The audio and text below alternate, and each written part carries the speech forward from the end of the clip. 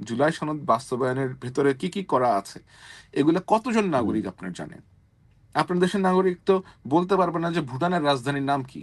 আপনি জিজ্ঞেস করেন তো রাস্তা হুম, মানুষকে ভুটানের হুম, রাজধানীর নাম কি। ভুটানের রাজধানী আপনি, হুম, আপনার লোকজনকে গিয়ে জিজ্ঞেস করেন যে হরিয়ানা কোথায়, অথবা আপনি হুম, মানুষকে জিজ্ঞেসই করেন যে বাংলাদেশের সর্বোচ্চ যে শৃঙ্গ এট- এটা কোথায়, হুম, কেওক্রাডাঙ্গের নাম তো লোকজন, কয়জন লোক আপনার বলতে পারবে? আপনি এদেরকে হুম, বিশেষ জটিল একটা প্রক্রিয়া এদেরকে হুম, বলতেছেন হ্যাঁ অথবা না দিয়ে সিলেক্ট করার জন্য, and you have not hmm, trained them enough, you have not educated them enough.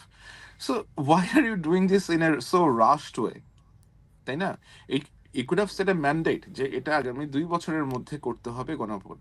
মানুষজনকে আপনি হুম, পরবর্তী যে পলিটিক্যাল গভর্নমেন্ট আসবে, you could have asked them hmm, যে এটা আপনাকে ইমপ্লিমেন্ট করতে হবে। এটার জন্য আপনাকে কিছু স্টেপ নিতে হবে। এখন ধরেন হুম, আমি এমন অনেক লোকের সাথে আমি কথা বলেছি যাদের কোনো ধারণাই নাই যে গণভোটে হ্যাঁ দিলে কি হবে অথবা না দিলে কি হবে। জাস্ট সরকার বলতেছে হ্যাঁ দিলে সব পাবেন, না দিলে কিছু পাবেন না। এখন ভাই হুম, একটা লোক যে জানেই না যে সে হ্যাঁ দিলে কি পাবে এবং না দিলে সে কি হারাবে, তাকে আপনি ডিসাইড করতে বলতেছেন, এটা কি একটা গায়ের জোরের ব্যাপার হয়ে গেল না?